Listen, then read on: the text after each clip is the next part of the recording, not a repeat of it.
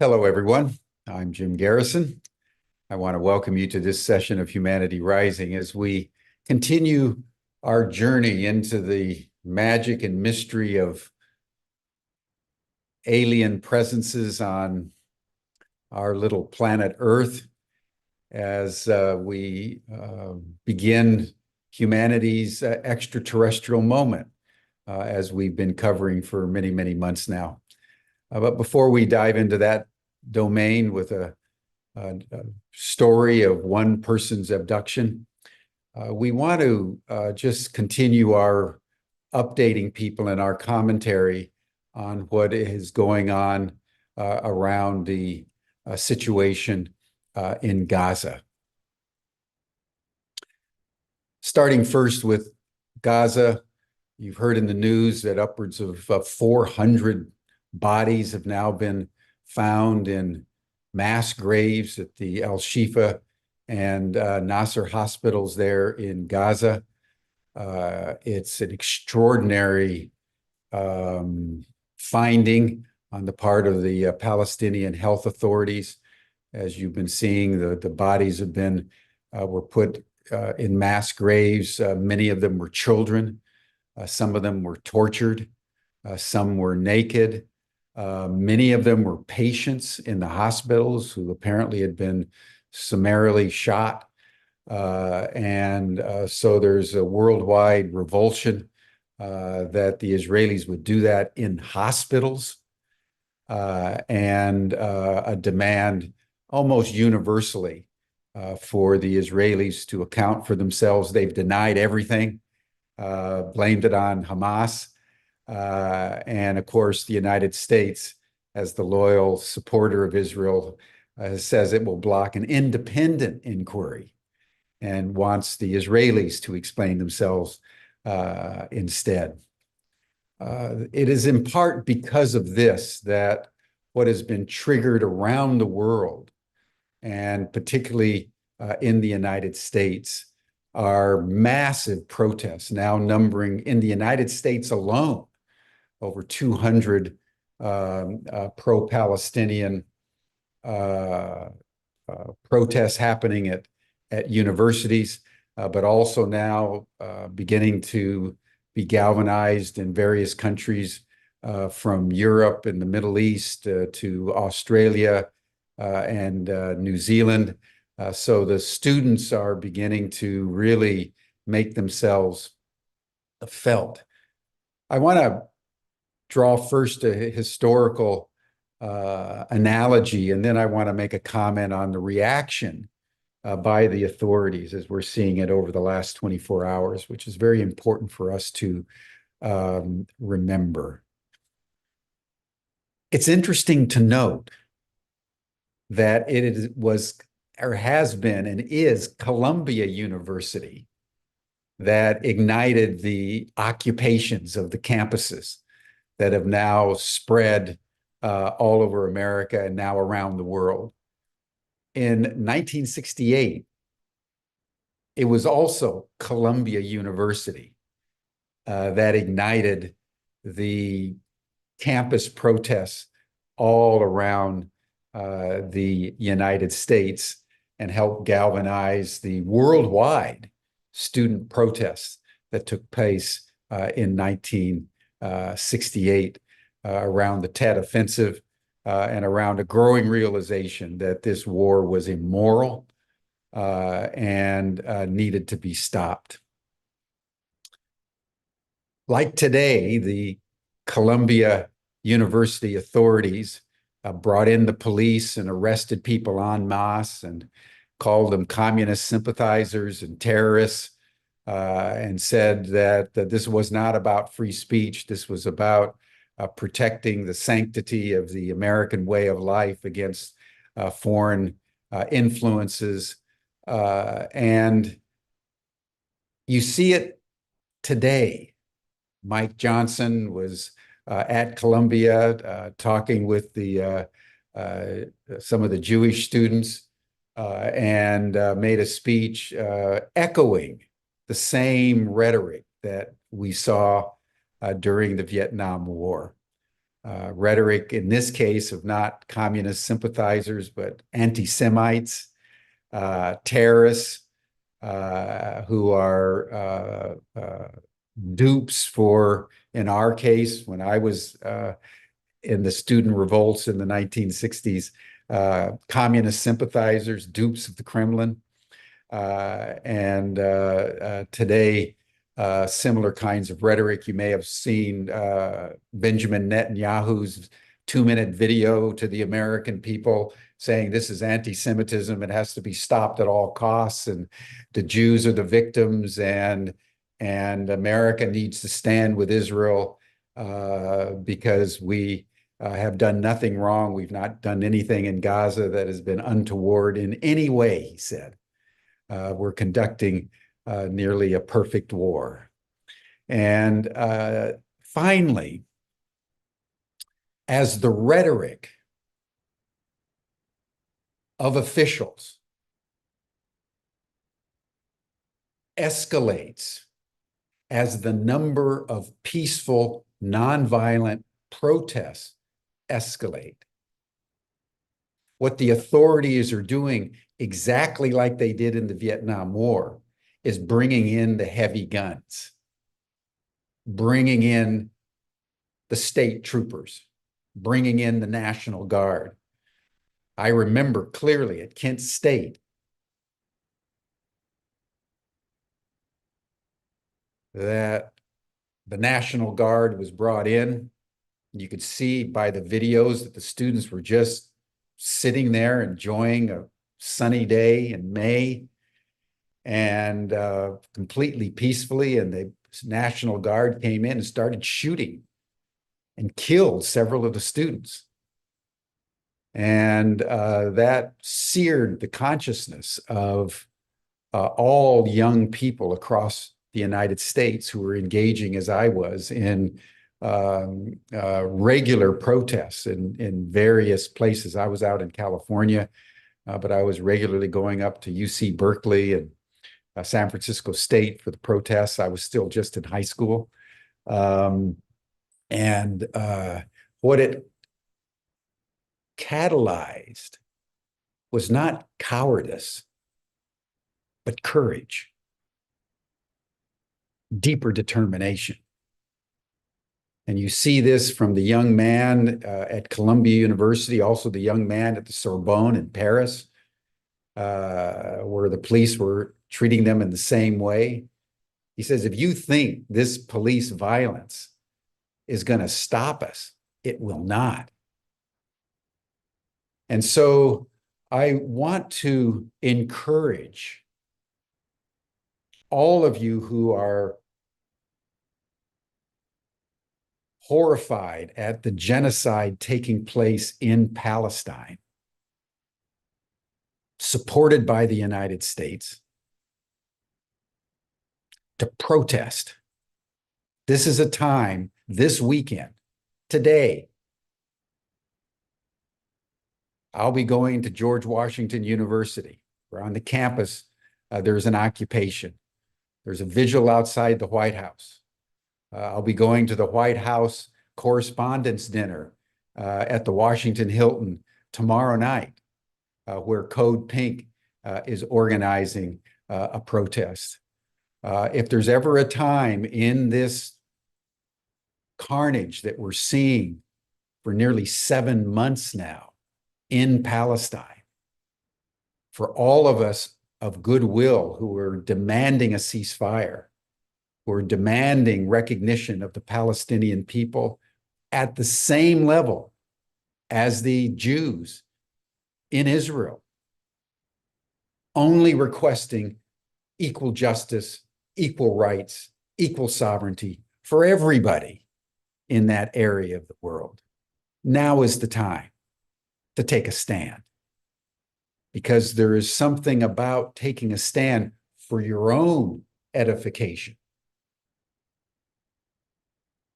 and for the solidarity that the Palestinians need to see from people of goodwill around the world, that makes this one of those moments where all of us, in whatever way we can, need to take a stand. So I will hope that you will do that in whatever place that you're at. I'm sure there's something being organized, and then we'll reconvene on Monday and we'll talk about it. I don't know how we will manage to discuss it, maybe just in the chat, but there's light is bursting through the darkness, everyone. And even as this is a genocide on live TV, our stand against it and for justice and peace and a ceasefire needs to shine even more brightly. And that moment has come. So thank you, everyone. I so appreciate this community and so appreciate that we follow world events as they're unfolding. It's a very, very exciting time to be alive, in which everything is at stake in one way or another. So thank you. Thank you so much. We want to now turn to our subject at hand, the meta issue that we've been covering for since last fall, is the legislation by the U.S. government, which is another major issue of human concern that, as you know, I talk about on a regular basis. We've probably had more sessions on the UAP disclosure issue than any other single issue now on Humanity Rising, such as its importance as one of the most momentous events in all of human history. So today, we're going to go into a story of Terry Lovelace, who served in the U.S. Air Force back in the 1970s, between 1973 to 1979. He then got a BA degree in social psychology and then a law degree, and ended up being a assistant prosecutor in the American territory of Samoa and then the state of Vermont, and now is retired to Dallas, Texas. But along the way, in the late 70s, he had an experience that really changed his life. And so, Terry, I want to welcome you to Humanity Rising. Terry is going to take a few minutes to tell us his story, and then we'll dialogue about various aspects of abduction and various aspects of the UAP disclosure, because Terry is involved in a number of ways in the ongoing, really, citizen action. The citizen action around UAP disclosure is not unlike the citizen action around Palestine at this moment. It's just different ways that citizens have of getting involved in issues that they're passionate about. And the abduction issue is something that Terry knows a lot about. So Terry, thank you so much for joining us today. And I'll just turn it over to you to say whatever you would like to add about your background, your pathway to that experience, and then tell us about the experience, and then I'll circle back and we'll dialogue for the balance of the time. Sure. Thank you very much. And your bio was great. I don't think I need to delve too far into my background. I think you covered, most of what's important. 1977 was the date of June 11th, actually. 1977 was the date that a friend and I went camping, and I call it remote camping because we didn't stay in a campground, at a place called Devil's Den State Park in the northwest corner of Arkansas. It's a state park divided by a highway. On the right side is, or on the east side, is the Ozark National Forest, which is huge. And then Devil's Den, where we went. We went for a couple of reasons. I was an amateur photographer in my spare time, and my friend Toby was also a co-worker, and his idea was he wanted to be an astronomer, cosmologist. He was just ate up with the night sky, And I wish I'd taken the time to ask him where that obsession came from, but that never happened. So we drove down to about a 6.5 hour drive from Whiteman Air Force Base. And we went into the park, dodged the kiosk, did not get a camping permit. And it's interesting, I had never been camping in my life. I'm a city kid. Toby grew up in Flint, Michigan. He had never been camping in his life. But for some reason, a few months earlier, he had this idea. He came up to me. We worked a night shift in an emergency room. He came up and he said, "Hey, man, I got an idea. Let's go camping." And I'm like, "Are you nuts?" But, the longer it was, the more time that passed, the more I got obsessed with the idea myself. So we were in that kind of mindset. We drove down there just on fire, just eager. And we rolled into the park. As I said, dodged the ranger station. We took a side road where the pavement turned to gravel, turned to dirt. And we came to a big sign across the road, a chain actually, that said, keep out, do not enter, no hunting, no camping, no fishing, no nothing. And I thought it was a nature preserve, part of the state park. And it's not. Pardon my cat. It's actually it's land owned by the Bureau of Land Management, so it's federal. And it's kind of interesting. It's still owned by the Bureau of Land Management. So we went around the gate. We went around the chain, and we drove in. We felt like Lewis and Clark, right? And in the distance, we could see what I call a plateau. It was just that. It was a plateau, flat on top like they all are. And the top of the plateau was level with the surrounding treetops. So unless you were right on it, you couldn't see it. And we found a dirt road. I don't know how we found this. By happenstance, we found this plateau. And we went up a side road, and then there was a trail, just dirt, that we could access the top. We went up, and it was just absolutely breathtaking. It was wow. It was just a great place. And we set up a tent and did all the fun stuff you do when you camp. And I'll cut to the evening here. We, after a long day and a long drive, we're sitting around a campfire. We got like a $10 Kmart tent in back of us, some inflatable air mattresses, and we've got this campfire between us. And we're just carrying on a conversation. And there came a time when around 9 o'clock p.m. that the place went quiet. And I've heard a lot of people say this, so I guess that's not unique to our experience. But the forest didn't only go silent; it went still.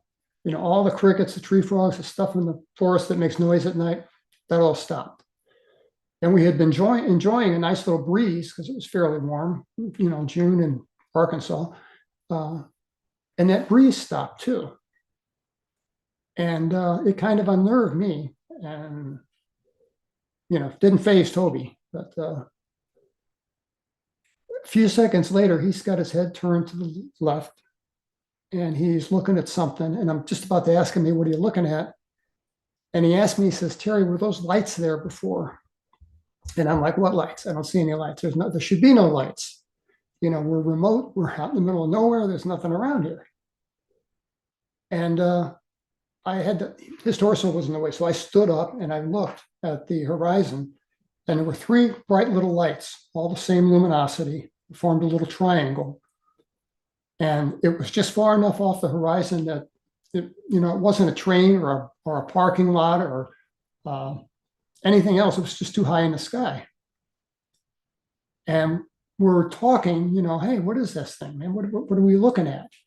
And I'm like, "Toby, you're the astronomer here. Are those things in this in our atmosphere, or are they from space?"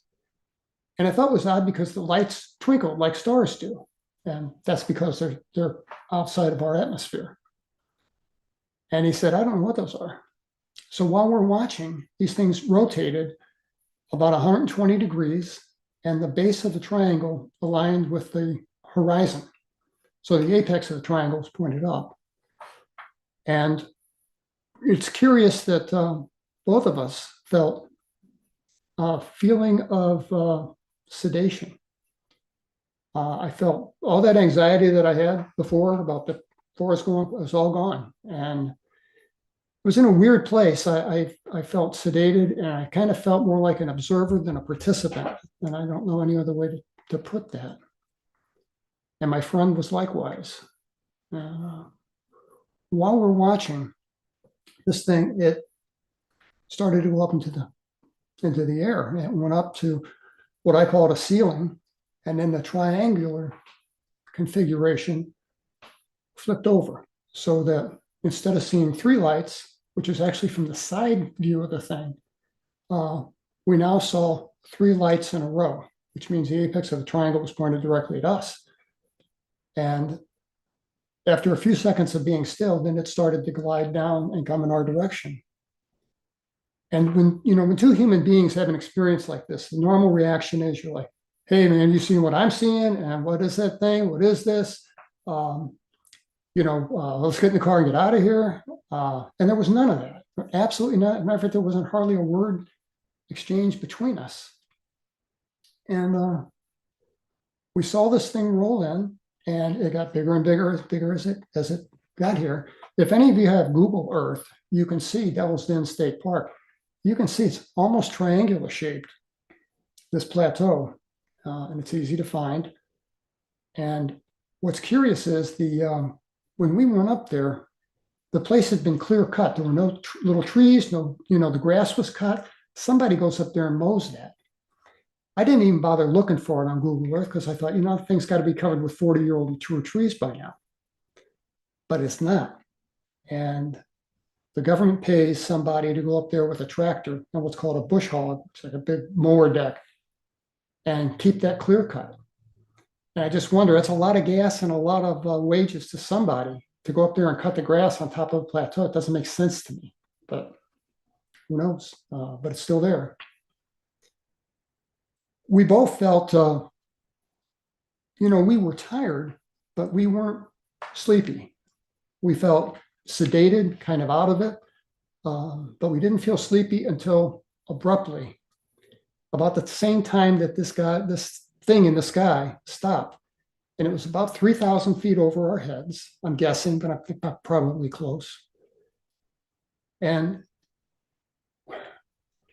it comes to a stop. And it went through shining some lights down at us. It shined like a beam of white light. And you could see it was a visible white light. It was the same effect you get if you have a high power searchlight cutting through fog. It's a visible column of light. And that just turned on and hit our campfire. And we both just, well, that's interesting. Yeah. We watched it. It was just there for a minute or two, and then that clicked off. And then a laser beam, and this was 1977. I'd only seen them on television, movies, never seen one in real life. It was about the diameter of a pencil, and it shot down right from underneath in the center of this thing, same place, and it tagged each and everything in our little campsite.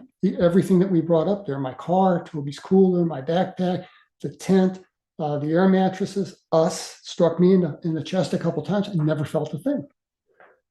And then that boom, shut off abruptly. And then we switched from being semi-sedated to sleepy. And they're two different things. They're two different things. They're not the same. And suddenly, all I wanted to do was go to bed inside the tent and go to sleep. And again, no conversation between us, just an odd experience. And Toby went in before me, threw his air mattress in and fell on top of it. I followed suit, threw my air mattress in. And I woke up some hours later and I saw these flashing lights, brilliant flashing lights.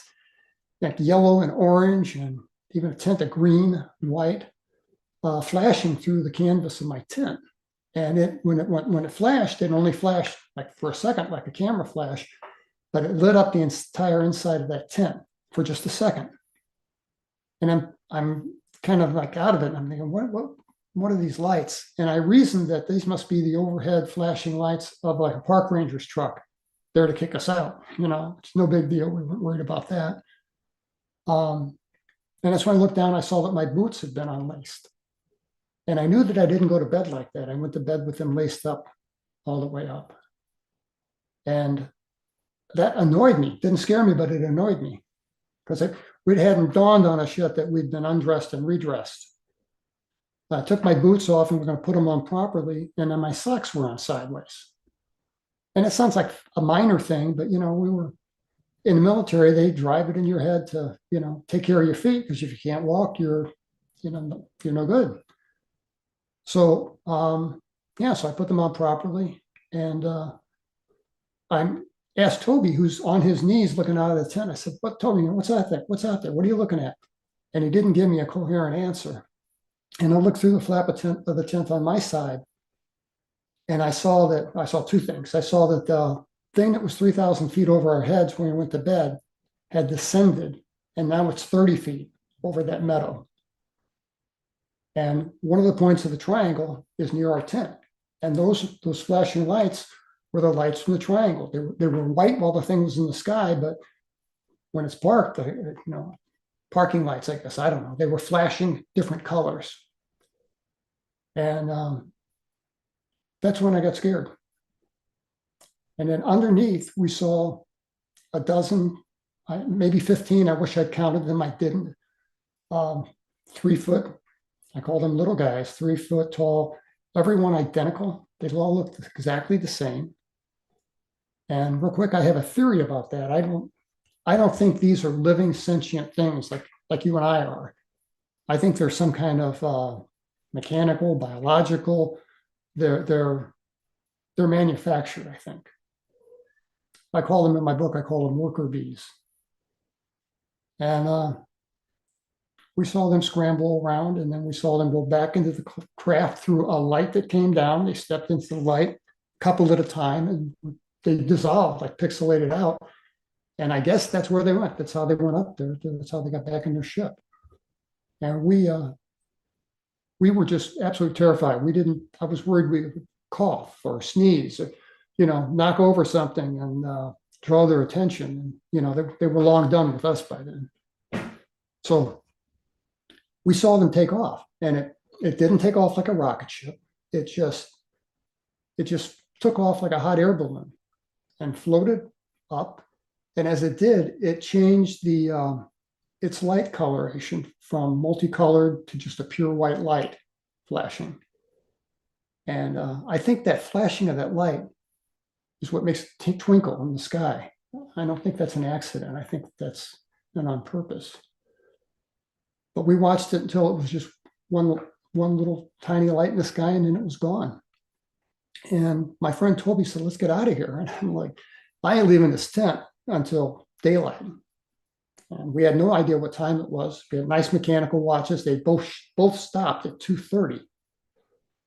And I know it's just a piece of canvas, but I didn't want to go out there. But my friend Toby convinced me, that was the right thing to do. We were so upset, terrified.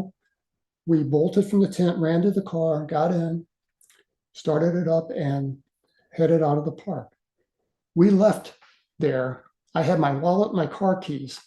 We left the tent. We left our air mattresses, our blankets, my backpack, Toby's backpack, a nice Coleman cooler, all the stuff that we brought left, we didn't care about. We just wanted to get out of there. I'm grateful to be alive. Toby and I both suffered from, it was like the worst sunburn I'd ever had in my life. And my skin was red and real tender to the touch, but I never blistered. And that sunburn was all over my body. And Toby suffered the same.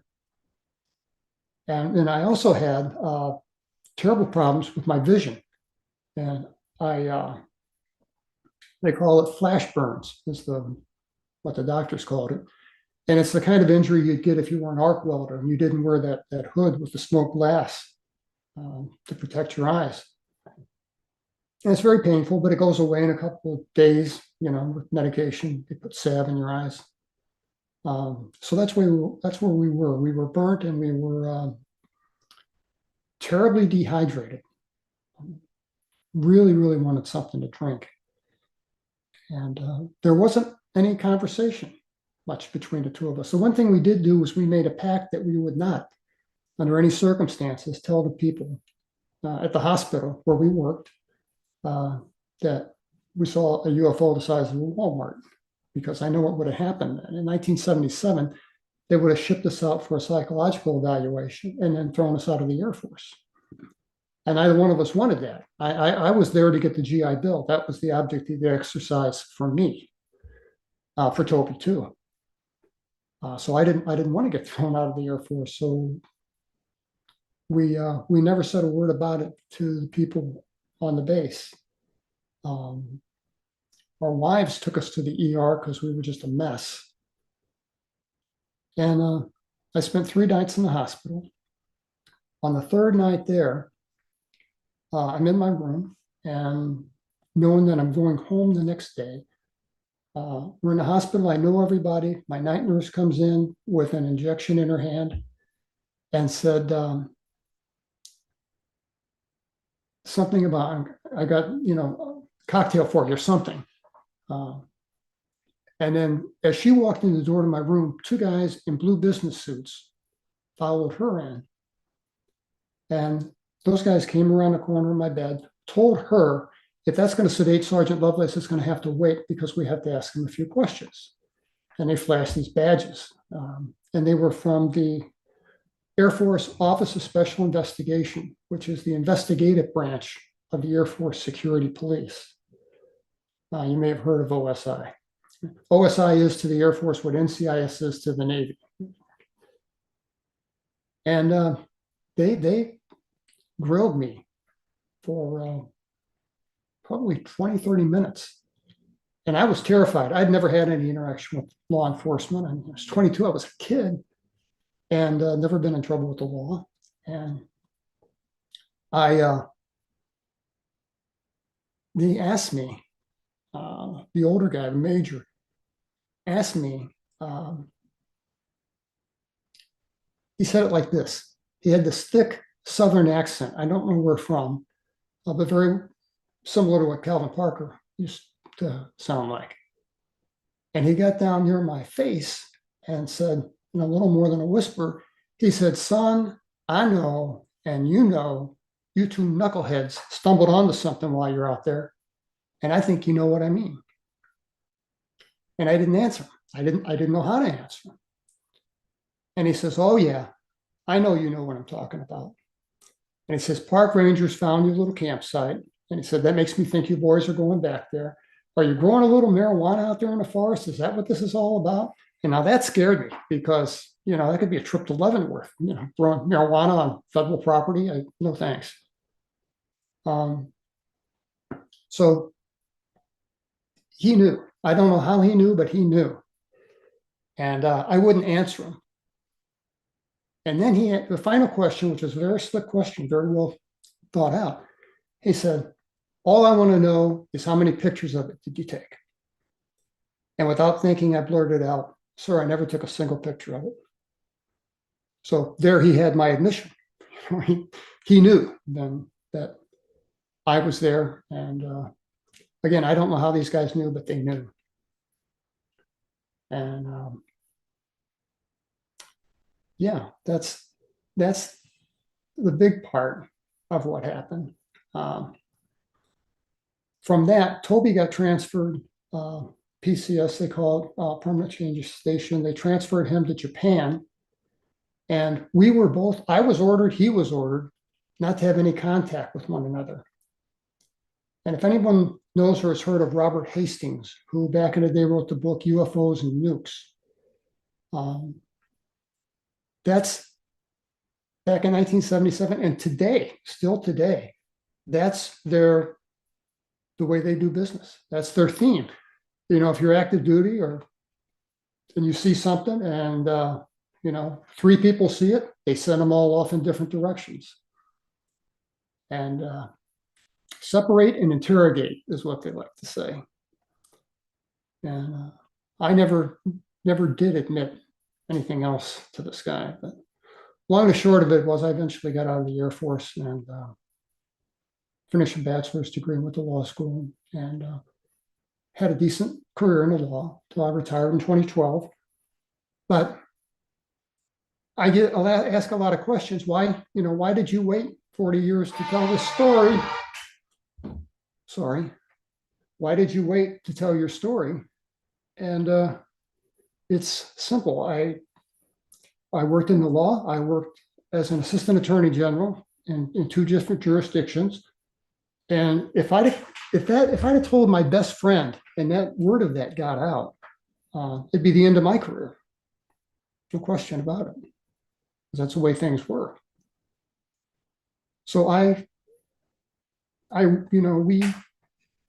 kept silent about it. My wife was the only person I shared that with.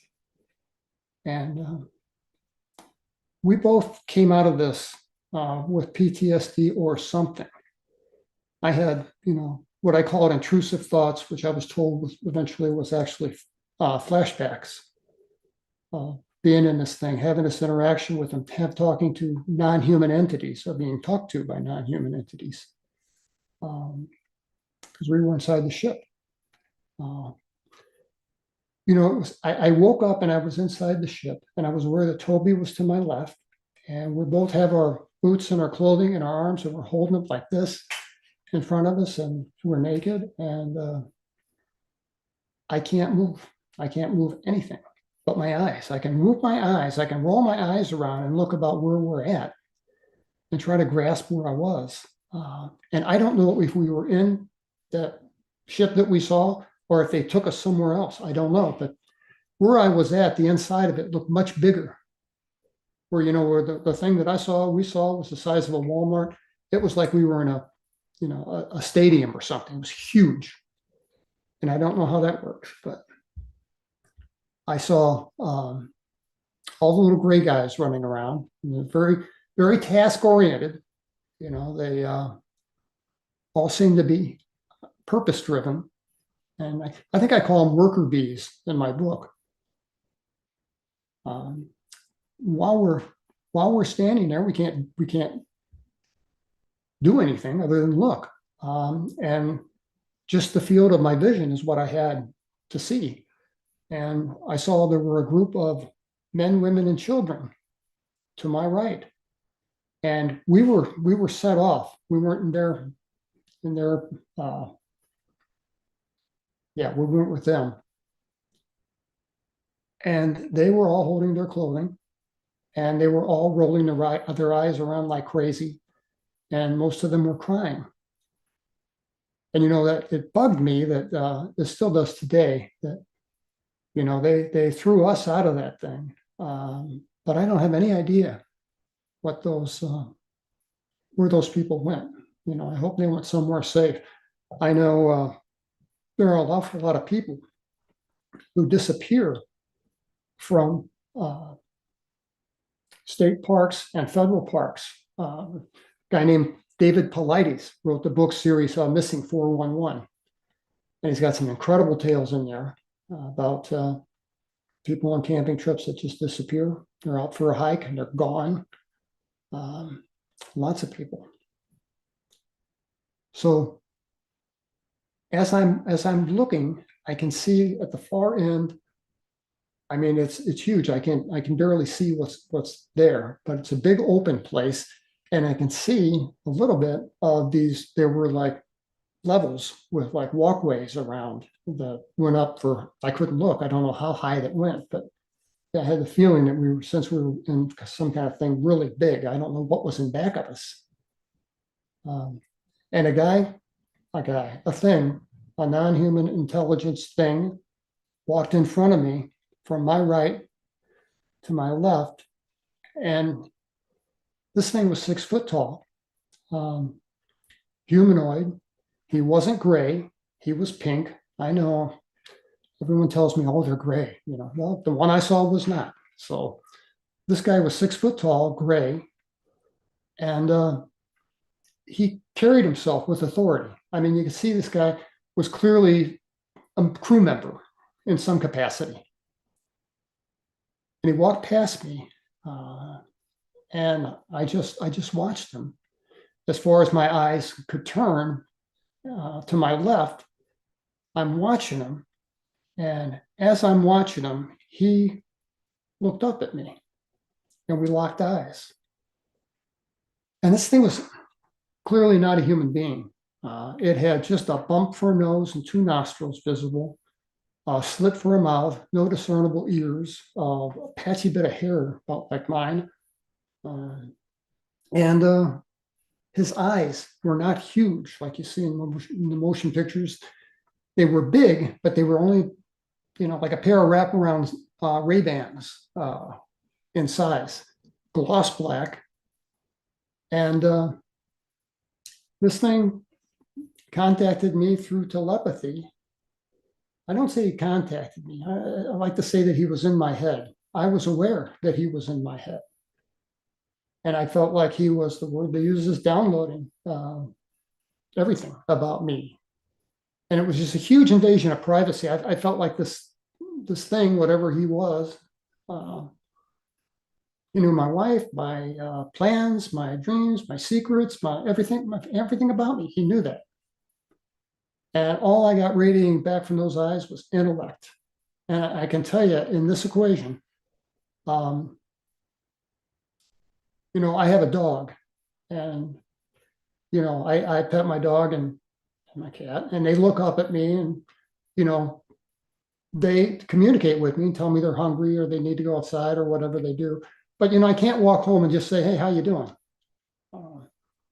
We're not on that level yet. And I felt like the dog in this equation. I felt like this thing was emotionally, mentally, intellectually, physically, probably above me.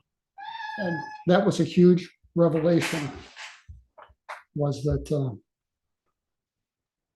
that these things exist. I'd had a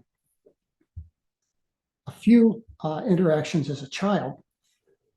When I was 4, I had entities that used to come and visit me in my bedroom. And when I was 8 years old, 1963, I'm in my backyard. I'm playing with this bow and arrow that my uncle gave me. And this is in the city of St. Louis, in the old part of town, like with a row of houses of red brick, little tiny backyards, and then busy street out front. And I'm going to put an arrow into my bowstring, and I'm looking down and I'm trying to fit it on. Pardon me. And I saw this perfectly circular shadow move across me. And I knew there wasn't a cloud in the sky. It was a beautiful day in May. And when it did, I looked up and I saw this 20 feet in diameter or so silver disc. And it was right over my head. And curiously, the second I laid eyes on it, the noises of the neighborhood, the dogs, the cats, the people cutting grass, the kids playing, all got kind of muted. It was like I had my hands placed against my ears. I could hear muffled, but I couldn't make out anything. And that was a weird experience. And I don't know how long this interaction took, but I think that just a few minutes. And then it just shot off in the sky. And I ran in really excited and told my parents, this is what I saw. And they didn't believe me. Which really upset me because I was a pretty straight kid. I didn't make stuff up. But yeah, they didn't believe me. So 3 years later, I'm 11 years old. And 1966, I'm in my bedroom, sound asleep, a school night. Everything had been normal up to this point. I wake up, it's sometime at night. I have no idea what time it was. But I saw flashing lights through the thick drapery that was on my window. Now, this was in the dead of January, and it was just terribly cold outside. And this drafty old house we lived in had these thick draperies on every window to keep out the cold air, and then Venetian blinds in back of that. So I'm like, oh, must be a fire truck, right? Must be, maybe the house is on fire across the street. So I hopped out of bed and I pulled back the curtain and I looked through the, lifted up the Venetian blinds, and it wasn't. It was another silver disc, identical to the one I saw, except this time I got to see what the top looked like. And it looked like a pretty standard UFO, dome in the center. Again, highly polished aluminum or whatever it's made of, wobbling just a little bit. And curiously, there's this huge cloud of like smoke or fog or something underneath it. And I'm looking at this thing and I have no fear. And I actually felt kind of like, ah, cool. I kind of felt like, they came back to see me, right? So what I had done was I pulled the curtain back and I tucked it into the Venetian blind so that I could have a hands-free look at this thing while I'm watching it, which may be 3 or 4 minutes. And then I went back to bed. I went back to bed and went right to sleep, which is odd. And I woke up the next morning and initially I had no memory of it. And then when my feet hit the floor, I turned on my left a little bit and I saw that curtain had been tucked into the Venetian blinds, and it all came back to me, just like boom. And I knew I wasn't going to tell my family. I wasn't going to tell anybody. So I went down to breakfast, and I'm like, "Hey, anybody see a fire truck outside last night?" I'm like, no, not me. See any like flashing lights from a cop car or something? No. So again, I was the only one that saw it. When I had this interaction with this thing in 1977, this was a big, big thing. And I don't know how this wasn't seen in, 3 counties. But in 2016, I wrote my book and researched it heavily. And I looked, I checked. There are a few places that have radar. And no, there were no stories about it in the newspaper. There was nothing. And likewise, when I saw these saucers, although 11 years later, I'm 22 years old. I'm having this seeing this thing in the sky. It's triangular shaped, and for a bit of time, I'm thinking, is that they should be in a flying saucer if they're from outer space, right? That was my thought. And I saw this huge triangular thing, and I'm thinking that, maybe it was in the Air Force. We saw some strange stuff. And I wonder, could that be one of ours? Could that be something? And then I dismissed that pretty quick because clearly it was not. Yeah. To go from here, again, my wife and I said nothing about it. We have 2 children, adult children, 42 and 37. Neither one ever knew about this. They knew Dad would have screaming nightmares once or twice a year. And that I was really meticulous about locking the house up.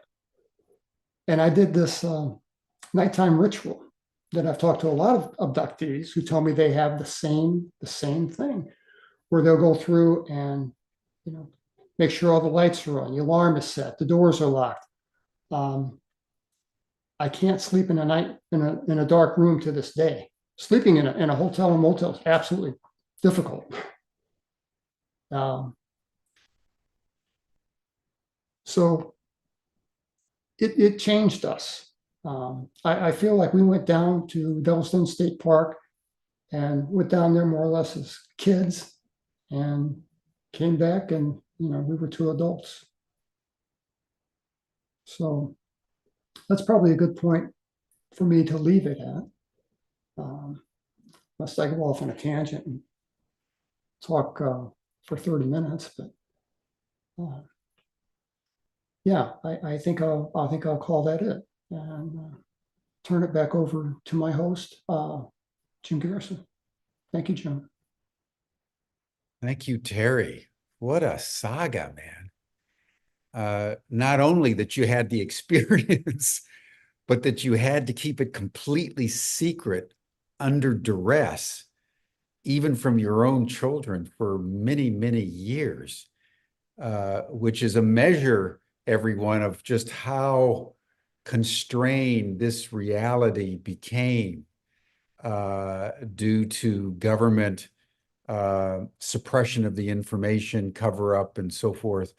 And to hear one person's story makes it even more excruciating to know what you went through. But we'll broaden the conversation in a moment, but I want to circle back to your actual experiences of abduction. And the initial question is, did you ever go through a psychotherapeutic process? You know, many people can't remember everything, so they do hypnosis or they do holotropic breathing, or I didn't catch from what you said that you went through a sort of a professional process to retrieve as much information as you could, like, say, Betty and Barney Hill did. Yes, I went and saw a therapist because I had periods where the nightmares would get worse, and and it was an upset to my family to wake up and just be beside myself. And I did. I went and saw a counselor, not a psychologist or a psychotherapist or anything like that, but just a regular counselor. And I had a hard time telling her what I saw, and I told her I have flashbacks and bad memories from when I was in the Air Force. And she immediately thought, oh, well, you're a combat veteran. No, not at all. And Right. I could But see clearly she had some PTSD. Clearly had some PTSD. she just said I did have some PTSD. Yeah. Yeah.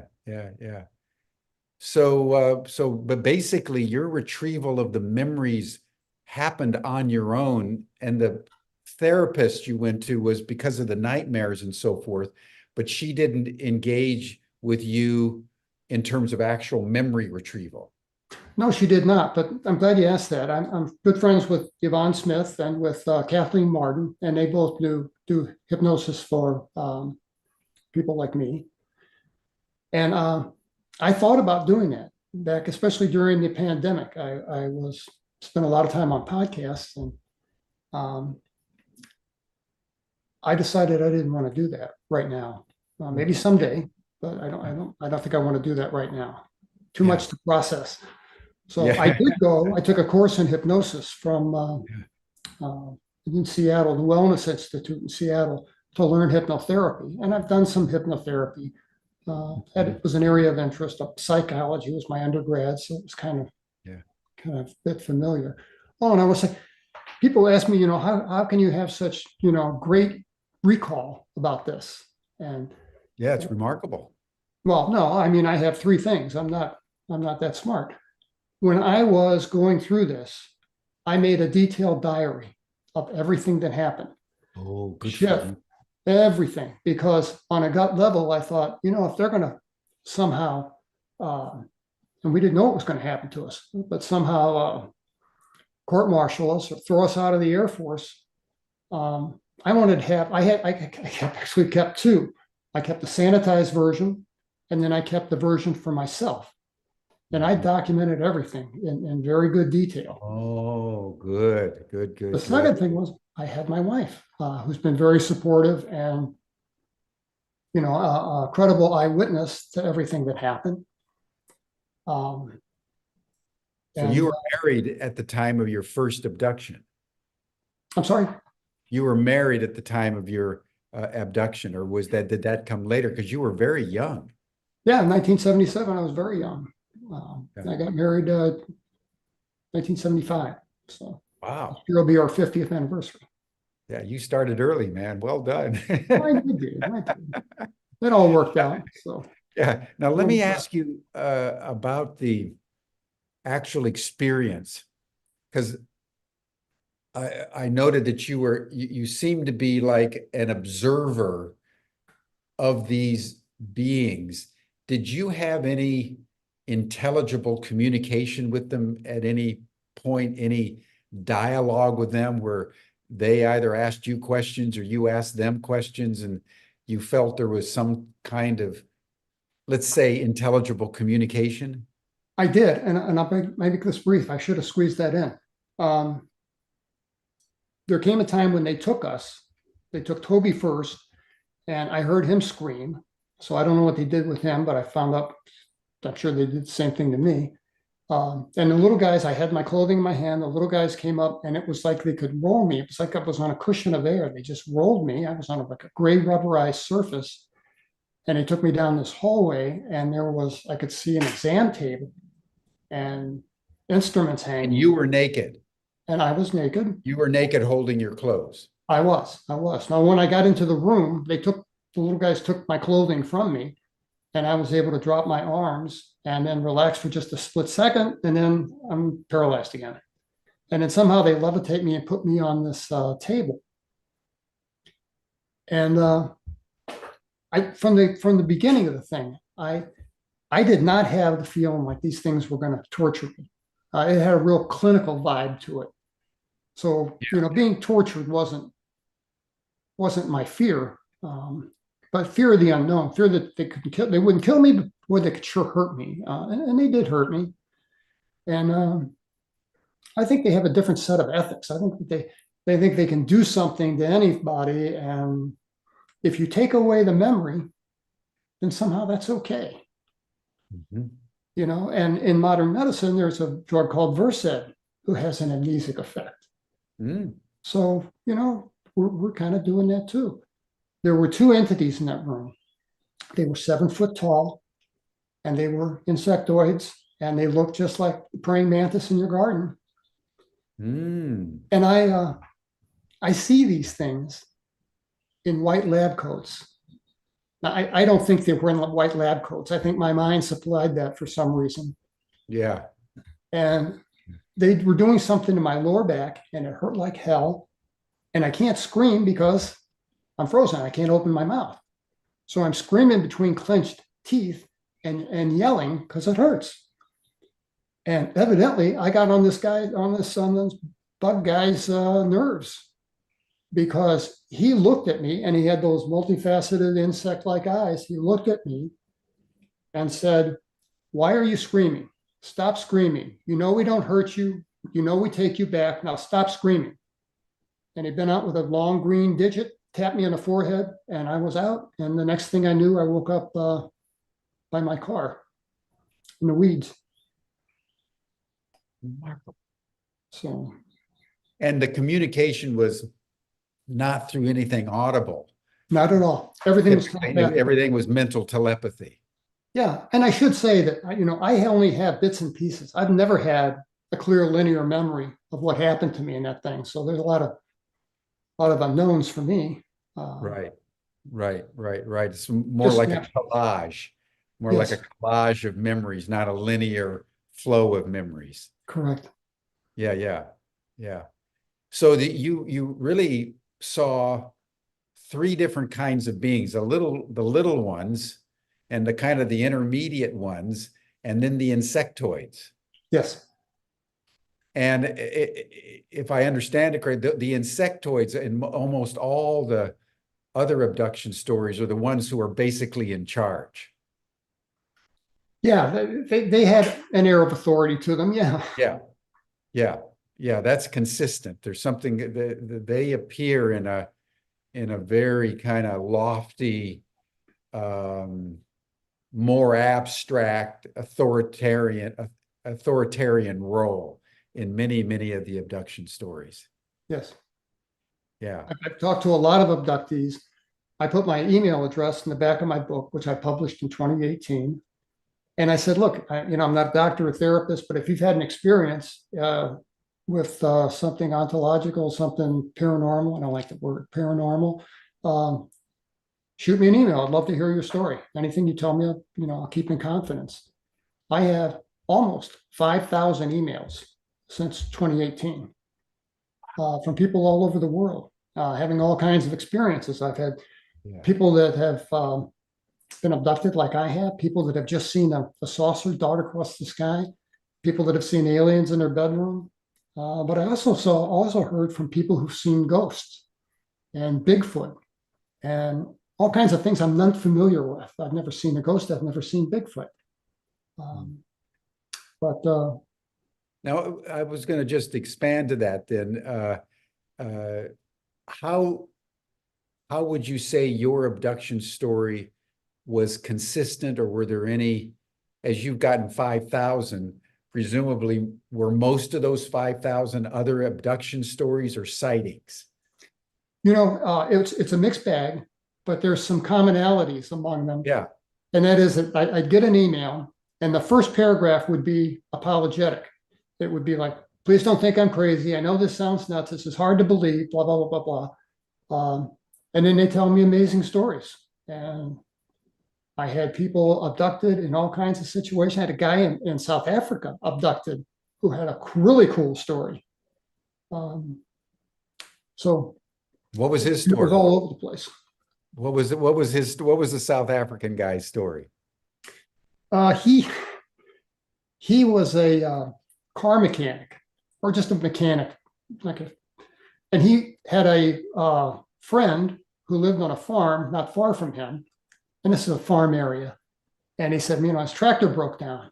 So I said, no worries, it's a belt. And he had a belt in inventory, hopped in his car and drove out there, or a truck, and drove out there, and knew where the farm was and knew where the guy was. And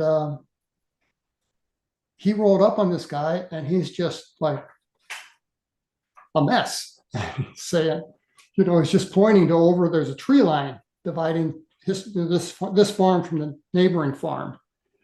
And he has a pistol out. I don't know why. I guess everybody was carrying a pistol in South Africa at that time, because the guy that emailed me had his on, took his out. They were, and the guy wasn't making any sense. So he cut through the path that led to the adjacent farm, and there was it was cut. Things had been harvested for the year. There was no crops growing, and there were 4 bullet-shaped stainless steel things about the size of a full-size van, and they're all rotating, and they're just levitated like 3 feet off the ground. And he had no fear at all. And he walks over, and he's just fascinated. And the one closest to him stopped. It stopped rotating, and a door opened. And there was a guy dressed in a tinfoil suit, and spoke to him telepathically and said, we're not going to hurt you. We'll only be here for a moment. We're sorry for the trespass. And he said, if you're having some kind of mechanical problems, I could maybe help you out. If you want me to look at it. I said, what a great line, What a great line. I'm here to help. Yes. And he saw all 4 of them rise up and take off. So I wrote a second book about them, about the people, the letters that I got and the emails that I got, in a book called Devil's Den: The Reckoning. And then I got exactly 4 letters from near-death experiencers who were just really fascinating stories. And I wrote, I had 4 people contact me. 3 of them were medical doctors. They were all from disparate parts of the country, and they weren't known to one another, but very cool stories. Now let's just take it out then the next level about the abduction phenomenon itself. And the general understanding that I think most people have is that these abductions, first of all, are taking place far more frequently and globally than we might imagine. and that many of the people that sort of disappear are actually people who have been abducted, and that the aliens, the insectoids, the Greys, Nordics, et cetera, are basically viewing humans the way we humans view cattle or other species that we experiment on and test and poke and, put collars around and track and so forth and so on. That in fact, the abduction phenomenon appears to be a scientific inquiry to gather data, scientific evidence on how humans work. And would that general notion that's out there correspond to your own understanding? I mean, if you had to explain the abduction phenomenon independent of your own experience, but generalizing of all the abduction experiences that you know about, Sure. how would you describe the phenomenon itself? Why is it happening? I really, I mean, I can make assumptions all day long, but I really don't have a clue. But I think it's something to do with tracking us. Yeah. I had an X-ray. I had what's called a Baker's cyst under my patella, my right leg, and I had trouble walking. And I got all my medical care from the VA, and I went there and they X-rayed my leg, and they discovered above my knee and lateral, about 4 inches, there's a structure about the size of a fingernail with 2 wires attached on it, and it's in my leg, or was in my leg. And then below my knee, in the calf muscle of my leg, there's a collection of little things like Tic Tacs arranged in a floral pattern.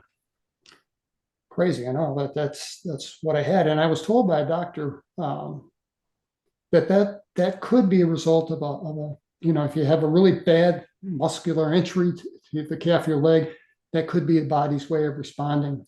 So it's not, supernatural, in his words, of any kind. But yeah, I think that they come here, and I think a lot of people just can't remember it. I had a lot of people in their 50s and 60s write to me and say, this is all coming back to me. And they remember, seeing something as a kid, seeing something in their bedroom. Yeah, you hit the nail on the head. Yes, it's happening a lot more than we know. Yeah. And then a final question, Terry, which is more personal, and that is, having had this experience, which was so indelible on your life, as you now, nearly 50 years later, look back on your life, how would you say the abduction experience affected you or changed you as, Terry Lovelace? I'm asked, if you could have this all erased, go back, and it never happened, would you do that? And I had to say no. The 1977 event was a pretty dramatic event. But again, they didn't kill me. They hurt me a little bit, but they didn't kill me. Gave me PTSD, yeah. But I don't know, maybe I'm a good test subject. I don't know. But I don't think that 1977 event is an isolated event. I think that it's all part of being tracked for life. I had a lot. I saw, and you're gonna laugh at this, I saw little monkeys in my bedroom when I was a kid, and I thought they were comical. They were like circus monkeys, and they used to take me. And I've got letters from people. I mean, lots of letters, emails from people saying that when they were a child, they saw owls or deer or raccoons or orbs of light. One woman saw Disney characters. And, it's a pretty long list, but it tells me that these things are smart enough to know how to appear to the child in a way the child will find most benign. Sure. And not flip out. So. Yeah, exactly. Now, did you stay in touch with your friend with whom you've had that experience over the years? You know, when the Air Force split us up, and I might add too, immediately after the event, and this again is a commonality. I got lots of letters from people who were part of a family group or something, and they saw something together. And they don't talk about it anymore. They don't talk about it. It's just a taboo topic. You know, Uncle Joe brings it up at Thanksgiving and everyone's just stunned. There's a great book by Ray Fowler called The Allagash Four. And it's about four good friends, a set of twins and their two friends. They go on a camping trip in Maine to the Allagash River, and they're out on a canoe, and they built this humongous campfire to be a beacon so they could go out on the lake because it's a dark night and they didn't want to be lost in the water. Not, where's home at? Where's the campsite? So this gave them a beacon, and they were abducted just not long after they got the canoe in the water. And when they came back, there were nothing but embers growing. So you don't know how long that lasted, but those guys broke up. They used to be, I call it the band breaks up. Everybody goes in different direction. Even the two identical twins, the Weiner brothers, had no contact with each other for a long time. Amazing.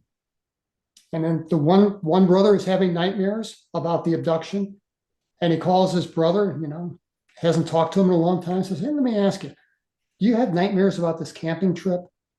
And the brother said, "Oh, yeah." And they're sharing the same nightmare. And then they call their friends again. They haven't seen them in a long time. And everyone says candidly, "Well, yeah, I'm having nightmares." So, it's interesting. I saw Toby one last time right before he shipped out to Japan. And again, I violated an order to do that. We both lived in NCO housing in the base. And I stopped by his house on the way back from the exchange from the grocery store on base, and stopped my car. And my wife's like, you're not supposed to have any contact with him. Don't mess with these people. They scare me, blah, blah, blah.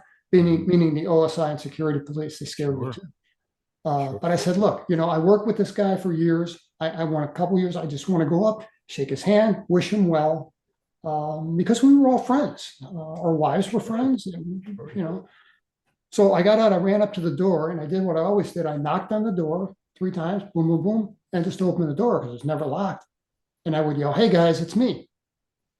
And his wife walked by and gave me a hard look and said, "You're not supposed to be here." I said, "I know, I'm not here to cause any trouble. I just want to say goodbye to Toby." And Toby heard this, and he walked around the corner, and he looked terrible. And maybe I looked terrible too, I don't know. But he was always, particular about his appearance, and he was just a mess. His hair was all wonky, he had on dirty clothes. I mean, I cut him a break because he was in the process of packing. But I felt stunned when I saw him, and I think he probably felt the same way. And he walked up, and I held up my hand to shake hands with the guy, and I missed, and we had this awkward handshake. And I said, "I just want to wish you guys well, and hope you enjoy Japan." I went there hoping this would give me some kind of closure and help me process the Yeah. And it didn't. It did not. It did not. My friend looked up at me and said, "It happened, didn't it, Terry?" And I said, "Yes, my brother, it really happened." And he said, "Yeah, but why us?" I said, "Man, I ain't got a clue." And I ran out of the house, and my heart was racing, and I had what I think is a panic attack. If that's what a panic attack is, it's unpleasant. But yeah, it's odd. Yeah. But I mean, it speaks to a vast domain we don't have the time to go into at this moment, but it's the trauma that experiencers have consistently had because the culture doesn't honor the experience. I mean, That's right. just imagine if you'd had the experience and your officers would, oh, wow, let's get you into some therapeutic so you can talk about it and let's, compare notes. And there's other abductees on the base that they have a Wednesday night meeting up group, etc. And, if you'd have been encouraged to share and process, I would bet you probably wouldn't have had the nightmares, and because you wouldn't have been experiencing it in a enforced containment, but within a community. Yeah, I absolutely agree with that. The problem is this topic can't be peer reviewed. So nobody can write a paper and say, Yeah. it's just, Yeah. so if you can't peer review it, science doesn't look at it, too Yeah. hard. Yeah. Well, Terry, thank you so much. I know you're pressed for time today, and we want to get a few minutes with Terry in the after chat because he's going to join for just a little bit, so you can interact with him more informally. But thank you so much for your courage and your capacity to kind of endure the secrecy that you had to impose on yourself. Because there's something corrosive about secrecy. That there is.